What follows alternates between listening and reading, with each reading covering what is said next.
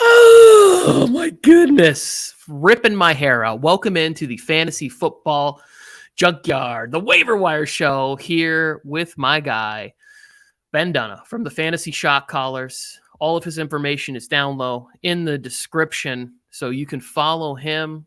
Give him a job. Please.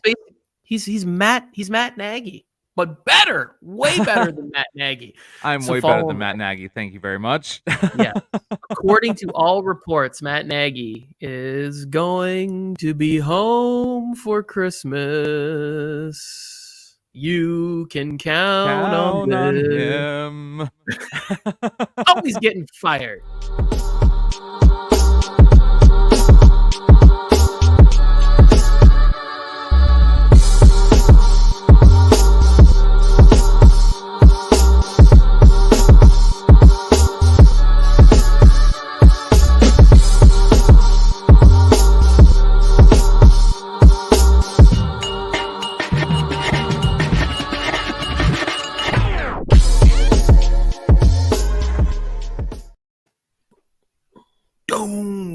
Crushing it. I wish I could play the drums or really any musical instrument. I have a harmonica, but I'm not that good at it.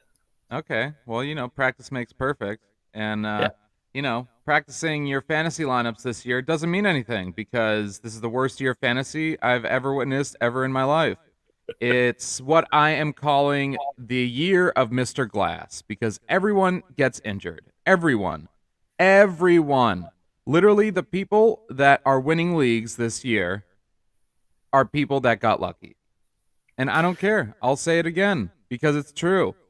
You're drafting all these players you even can say you got, Alvin Kamara and, Calvin Ridley in the first 2 rounds.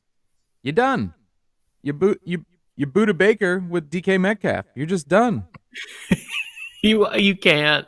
I'm in a glass case of emotion. That's right. It's one of those years where I will look back on this and I'll almost do no reevaluation heading into next year because it's not like somebody's going to draft Cordero Patterson way too early next year or whatever. It won't be me.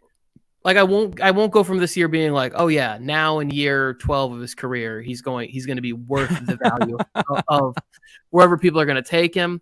I'm looking around. I think that guys that move up their stock are Cooper Kupp and Jonathan Taylor and whatever, like those very few players will still be there.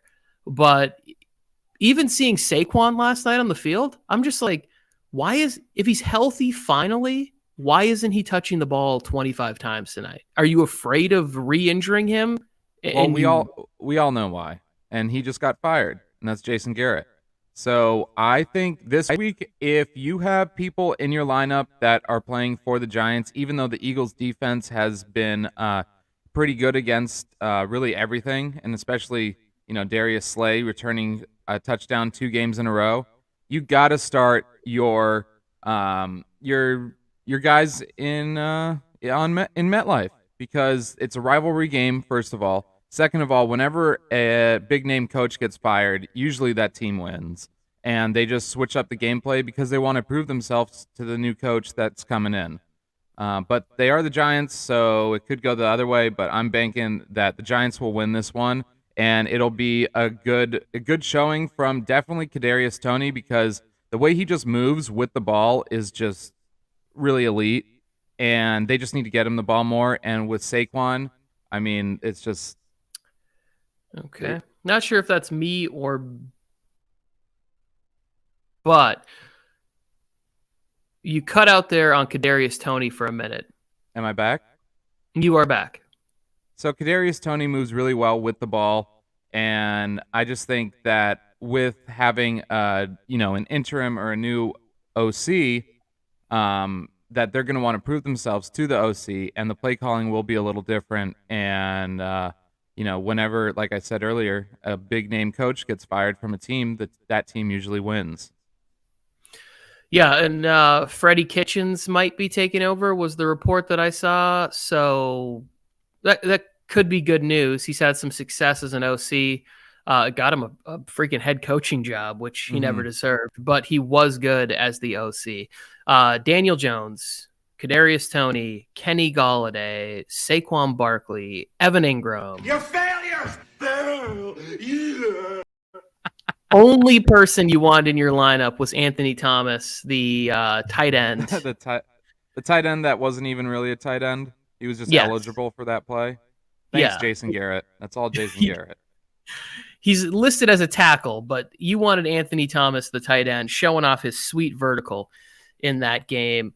Daniel Jones is missing so many receivers where I watched the Manning cast for the first time last night, and you can tell Eli wants to say nice things, and he can't. He's throwing the ball into the dirt, and it's all over the place. Let us get this party started. Because I'm coming out. I'm streaming QBs in 3 leagues, so I need some good news from you, Mr. Dunno.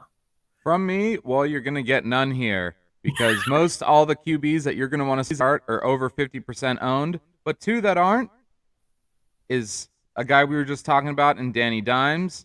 Like I said, bounce back game.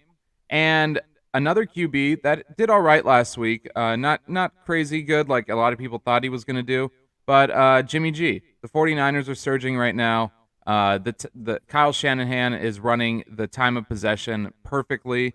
And if they can get Deebo Samuel out of the freaking backfield because no one wants that for fantasy, that would be lovely. Thanks.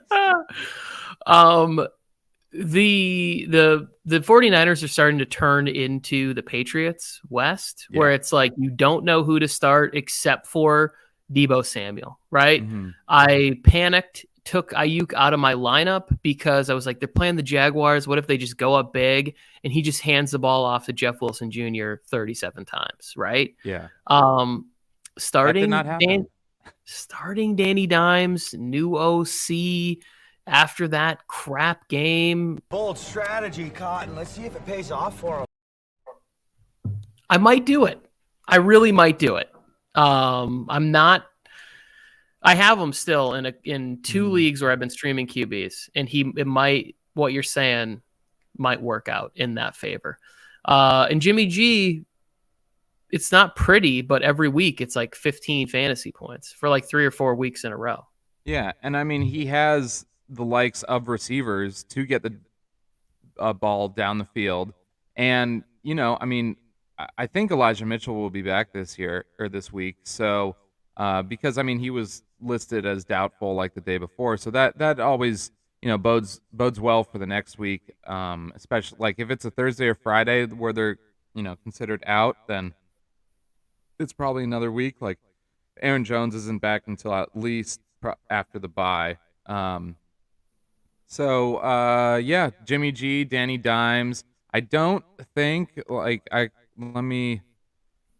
if I don't trust Carson Wentz because Jonathan Taylor is just on fire right now. So you got to temper expectations if you're going to start him. And then, let's see, a little over 50%. Cam Newton is 52. If he's available in your league, they're playing Miami. You got to stream him. So I definitely pick him up. And then I don't trust Mac Jones because they're going to rely on the defense. That's why I didn't put him in this conversation. And, I mean, Andy Dalton against the Lions? Not going to happen. Even against the Lions, it's not going to happen. Oh, yeah, it's pretty thin pickings out there for anybody who is streaming quarterbacks. And we do have some buys coming up. We've complained about all year. The NFL schedule has been brutal. Atrocious. And absolutely atrocious. We got buys again this week. Kyler's already been out. We can't even stream Colt McCoy, who's been a hero of late. Yeah. Yeah, and I'm not streaming Ben. I'm just not. Maybe there's a little bit of excitement in the running back category. No, okay. Still nothing. You got DJ Dallas at 1% owned in Yahoo leagues. He's all right, maybe. But that Seattle's offense is broken. It sucks for myself and yourself being DK Metcalf owners, but it's good for myself in Jets draft picks for next year because currently they have the number 2 and the number 7. So that's I like that. And we'll probably trade it away for Deshaun Watson, and then everything will crumble. Next, I'm going to go, speaking of the Jets, not Tevin Coleman, but Ty Johnson. The Jets will be down even against the Texans because Tyrod will do Tyrod things and probably run for 2 touchdowns and throw for 589 yards. And because it's the Jets. So they're going to be down a lot. So I'd look at Ty Johnson rather than Tevin Coleman. He's owned in 25% of Yahoo leagues. And I believe that's it. Yeah. I don't think, I think people probably scooped up Ramondre Stevenson. Mm-hmm. I was hoping for a bigger game from Deonta Foreman, but then they went and signed Hilliard to a contract, which just makes things even blurrier because now McNichols is like, how long is he out? And you have Adrian Peterson, so that backfield's a mess. I was going to throw out the name David Johnson or Rex Burkhead. Burkhead, not David Johnson is done. He's done. He's burnt toast that you can't scrape the burntness off. All right? He's just, I mean, he's past his prime. He shouldn't be playing still. He's just like playing to get injured. And I just, it is Rex Burkhead. Yeah. I mean, if you are desperate because they cut Phillip Lindsay, so I mean, if you look at it, Rex has always been looking for a starting role because he's been on that crazy Patriots like trio of running backs over the years. So I mean, look, he's 1% owned in Yahoo leagues, and he had 18 touches for 40 yards against a pretty good linebacker defense in Tennessee because Tennessee's defense has gotten a bit better. And remember, the Jets' run defense is absolutely atrociously, horridly bad, like the worst ever. So I would look at Rex Burkhead, and he's 1% owned. I think it's if you're having some injury concerns or you're playing super deep leagues, it's definitely worth picking him up. The Thonker, is Carson Wentz still worth anything, or is it like Sam Darnold where he is just has his good weeks and now he's done being a good starter? You want to? We touched on this a little bit. It's all because Jonathan Taylor. It's not really on Carson Wentz. Jonathan Taylor is just owning everything and everyone on that field because when you have the number 1 running back, unless, you have that crazy high-flying, no defense offense of the Tennessee Titans from a year and 2 years ago, the quarterback's not going to do very well. So that's what's happening right now in Indianapolis. You could see him with T.Y. Hilton coming back, coming back to life. But he's not like Sam Darnold. Sam Darnold is a lot more inexperienced, and I think Carson Wentz does have some good games to come, but not this week. Yeah, Carson Wentz also has a tough schedule, and I think the thing to me that was most interesting was the report where Frank Reich said, if I'm going to run the ball on first and second down, and then he did that for like the next 17 of 18 plays. Like he said that. And when you have Jonathan Taylor and you have that offensive line and it's working, yeah, Jonathan Taylor has taken over with the injury of Derrick Henry as the guy, the best running back. If Nick Chubb could stay healthy and be on the field, he would be in the conversation. But all of these teams have the same thing in common, which is a solid offensive line. Solid to great. I think the Browns, when healthy, is one of the best. The Colts is right up there too. So, big, powerful running backs. I mean, Carson Wentz, I thought about it for a second after kind of going into it. This week against Tampa Bay Buccaneers defense, it's not like Jonathan Taylor needs to prove anything, right? He's already proven it. He went up against the Buffalo Bills, like high-flying defense, and just blew them out of the water. Easily, too. So, I mean, this is the next test, is against I'd say probably the first on run defense. But that could bode well, actually, and now I'm kind of like regurgitating my thoughts here for Carson Wentz, because T.Y. Hilton is coming back. They're still banged up in that secondary of the Buccaneers. But on the same tip, they did shut down Danny Dimes. But Carson Wentz is a lot better than Daniel Jones. And I guess, speaking of wide receivers, I guess we got to get into some waiver pickups this week, because this is really where it's highlighted. And, I mean, that's not saying much, but Robbie Anderson, he's 48% owned in Yahoo leagues. He had his most catches without a touchdown last week, and so you could see that coming too. But at the same time, DJ Moore is that favorite of Cam Newton going forward, because, again, Cam Newton is old, and it's tough for him to throw over 30 yards, and that's what Robbie Anderson is. Next is one of Carson Wentz's new weapons, because he just came to the Colts, as in Carson Wentz did. But this longtime Colt in T.Y. Hilton, he should be back this week. 33% of Yahoo leagues, he is available, and I would go stream him if you need help in the wide receiver core, and you probably do, because really everyone does, unless you have like some lineup of Cooper Kupp, Deebo Samuel, and I don't know, some other douche. So that brings us to all aboard, last call for the New York Jets second round pick in Elijah Moore. He's available in 58% of Yahoo leagues. It's last call. Pick him up now. Hit my TikTok, _fantasy shot callers, to see what's his face? What's his name? Oh yeah, Meek Mill. Sing about Elijah Moore and rap about Elijah Moore, because he's coming, baby. He's coming for your fantasy lineups. Like I said, you got to look at my fantasy shot callers TikTok, because it's like saying the future. Future was like mask off, and everyone's like, I want to see your face, girl, mask off. So Future told the future, and so did my TikTok.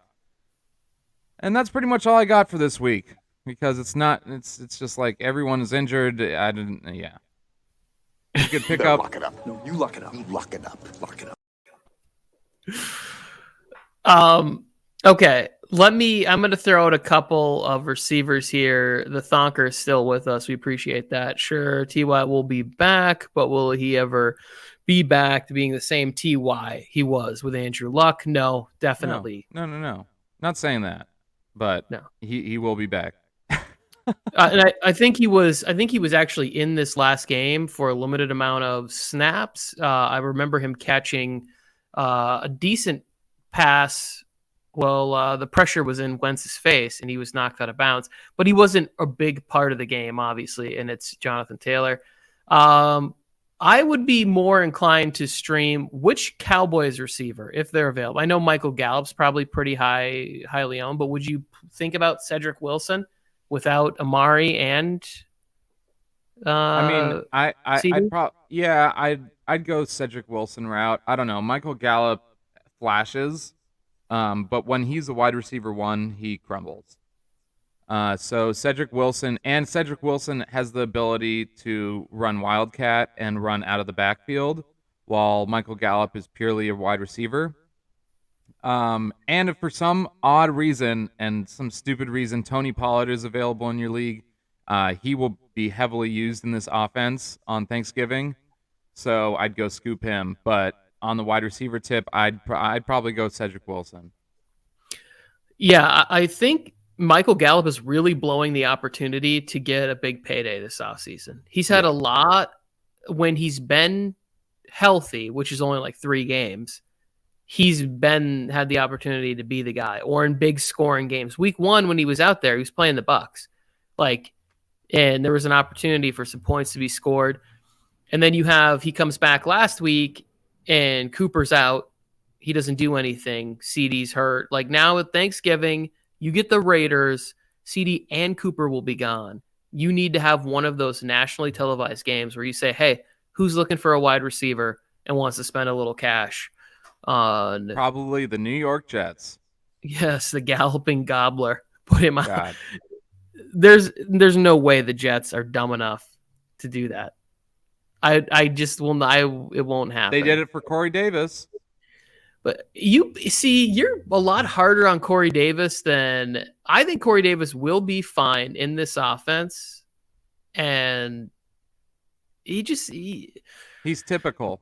He's typical. Last week, literally the same exact weeks, he went down with that hip injury, same as this year, and same weeks, 21 to 24 points, and then drops the ball consistently. Like I've said over and over again, they need to drop him back at the orphanage that they picked him up from. I think I like Corey Davis. He just gets injured way too much.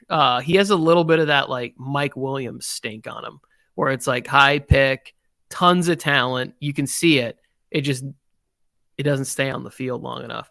Another comment here before we get to tight ends. Dallas can't afford Gallup and maintain and improve the defense. I think they need to drop him this offseason. Yeah, this is he's not getting a contract with the Cowboys. I'm not saying that. I'm saying this is a chance for him to put great games on tape for the Jacksonville Jaguars, for I'm trying to think of like which team could really use the Seattle Seahawks. Like who knows what happens with that team. The Raiders, like put something together and the Raiders this offseason go out, spend a little bit of money. There might be an opening for the Chargers to bring in a wide receiver if they don't bring back Mike Williams. Who knows what the market is going to be there. And you're competing against Juju. Like off the top of my head, I don't know all the receivers that will be in the market this offseason. I think DJ Chark, Juju, and Michael Gallup are going to be three of the better guys floating out there. He needs to put something on tape right now. Gallup going to the Patriots. Thonker, I love it, but they spent way too much money this offseason. Yes, and Aguilar and Bourne have both been what they need, which is reliable, consistent. They're not causing problems. They are very much Patriot players. And you have three solid wide receivers for that offense. They're all still have developing Jacoby chemistry. Myers and, in a pinch, N'Keal Harry. So, yeah, I think Harry might actually be in his final year of his rookie deal. So maybe they want to see more of what they can have of him. But he doesn't feel like somebody Belichick would spend money on.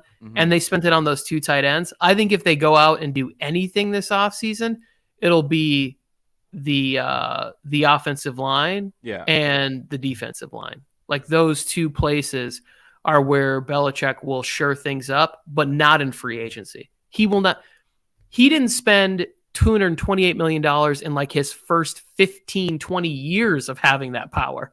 And he spent it in one off season to say, okay, we lost for 1 year. It's never going to happen again. Yeah. Like I will never let that happen again. And he did. Every player he brought in is contributing. Aguilar's been consistent. Bourne has had some big weeks. Matthew Judon on the other side of the ball looks fantastic. They got all those players back from buyout. I mean, J.C. Jackson is arguably the best corner in the NFL right now. Yeah, Adrian Phillips, former Charger, balling out over there. McCourty's still nice. And I didn't mean I meant the opt-out players they brought back and Hightower or whatever. It's like he's good.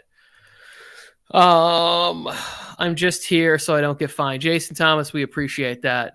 The fines would have been coming. They would have been charged directly to your YouTube account. Big game on Thanksgiving, and I think you guys are getting a very banged up Cowboys team. Either way, I win again. Whoever loses that game, I'll be happy for them. I hate the Cowboys and I hate the Raiders. So I'll pour a little gravy on that game. Way down. Way down. Do you have any tight ends? Tight ends. Well, first of all, if you have multiple tight ends and you're thinking of starting someone, you need to start Dalton Schultz if you haven't, by the way.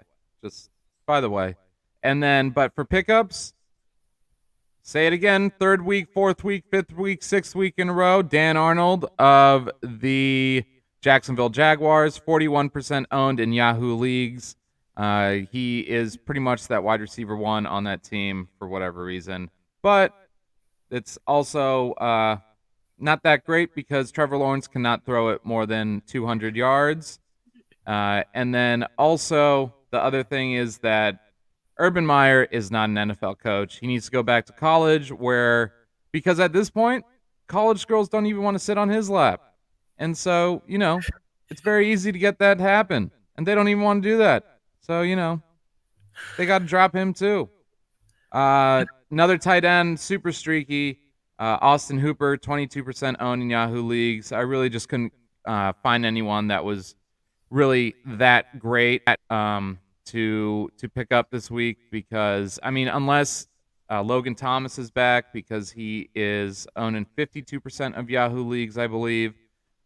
So you could see something happen there, but it's slim pickings across the board, that's for sure. I don't trust Tyler Conklin or Evan Ingram or Cole Kmet, and definitely not Jonnu Smith.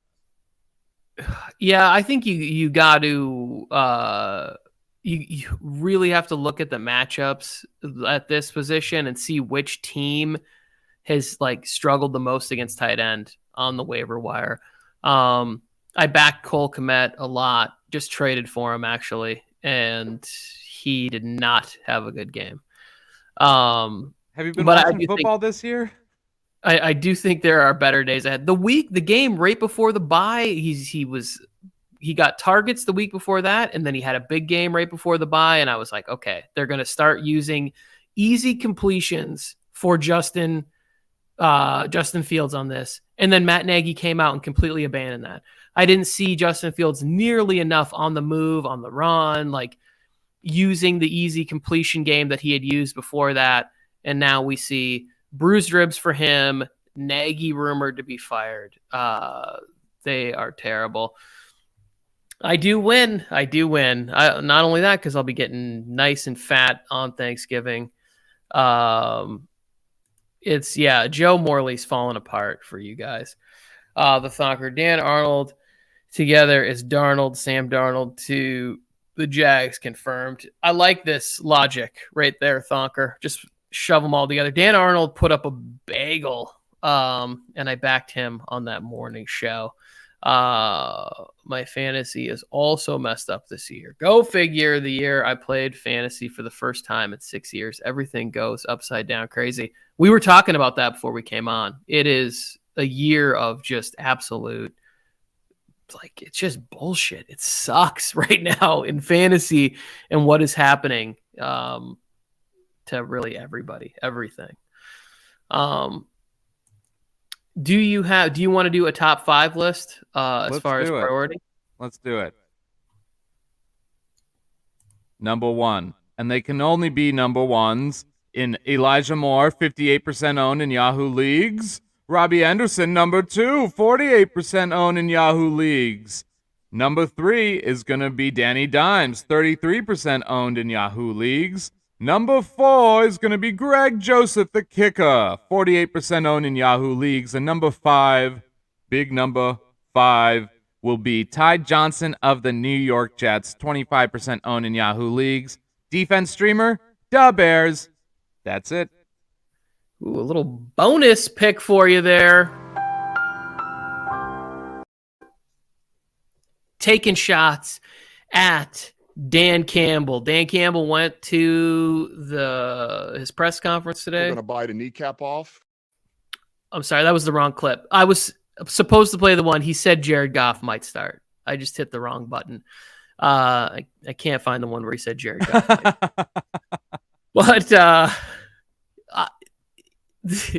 Thanksgiving Day games, it is the worst for me. We'll end this on a little conversation, and then we'll get on with our day. But Thanksgiving Day games to me are so much fun, but I hate the fact of having 3 or 4 players play on Thanksgiving because then it takes away from Sunday. Unless they all go crazy, which they never do, because everybody's like, man, I want to be with my family. I want to be eating turkey, or I'm 23 and I got a bunch of hot women waiting for me at the hotel. And I want to be a cowboy, baby. Yes.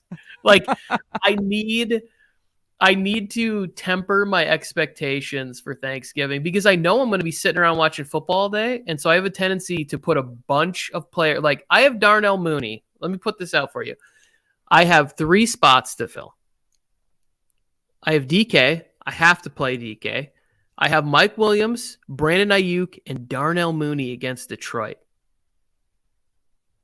Mike Williams, Darnell Mooney, Brandon Ayuk. 2 spots. Which 2 would you pick? Say that one more time.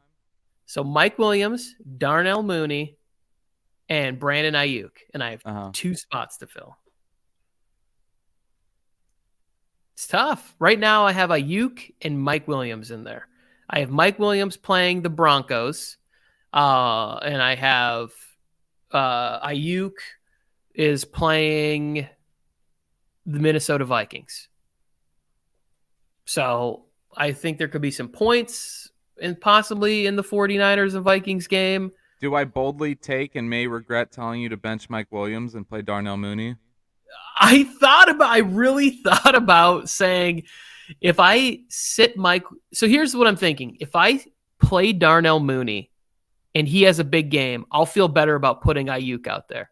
If he has a bad game, I'm going for like the 2 touchdown game from Mike Williams. You know what I'm saying? Like I kind of weigh my options, but that's where I'm at. I mean, Andy Dalton makes better decisions because he's old, and older people usually make better decisions. And so with that being said, I think Darnell Mooney could have a game and at least a touchdown. So. And Darnell Mooney has been really good in fantasy this year. Like he's been for the past 3 weeks. All right, don't get ahead of yourself. But even go back and look at the beginning of the year. Even when he wasn't getting a ton, he was still getting the touchdown or whatever. Like I wouldn't be shocked, and I haven't looked at this, if he's inside the top 18 of fantasy wide receivers this year. Which that just goes to show you what kind of year it's been. That Allen Robinson is probably wide receiver 67. And Darnell Mooney's inside the top 18. So one last fun fact to know and tell about Thanksgiving. Do you know the history behind the Thanksgiving Day games, how it originated? No, I don't think I do. So, fun fact to know and tell. Even though every single one of these matchups have been held in Detroit between the Bears and the Lions, the Bears hold a winning record of 10-8, and the history of this game stems back to when the owner of the Lions, George A. Richards, decided to open up the stadium in 1934 to attract crowds and stuff, and they not only sold out but had to turn people away. And the Lions played, of course, at home, and the Lions did Lions things and lost.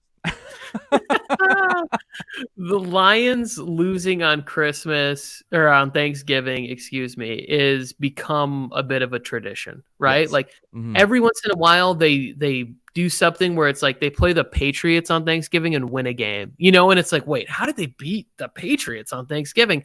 But then they get the Bears when their coach is about to be fired and Allen Robinson is out and they're on Andy Dalton, who's possibly on his way out of the NFL, and they are going to lose this game on Thanksgiving.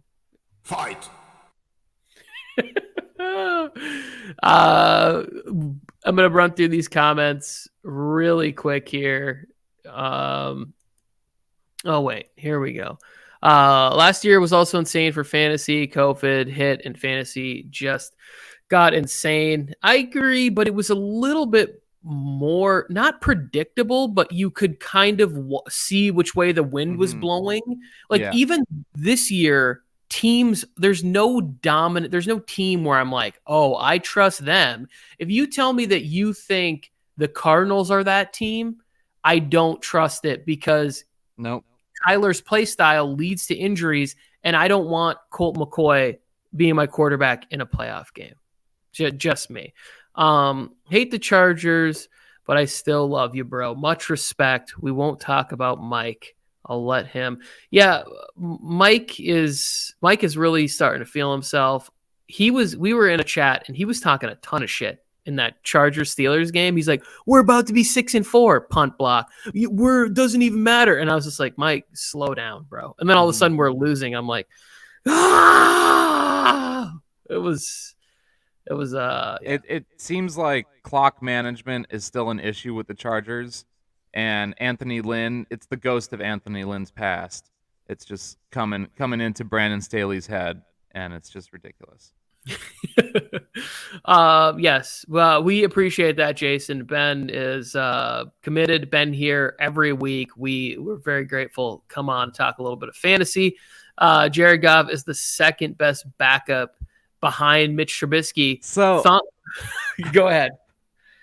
Mitch Trubisky threw like 5 passes, and one of those was an interception. Like, literally, he cannot throw the ball for non-interceptions. He needs LASIK eye surgery or something, or just shouldn't be in the NFL because oh my God, it's so funny. So funny. He came into the game for like 5 minutes and threw an interception. It's just great. It's just amazingly great.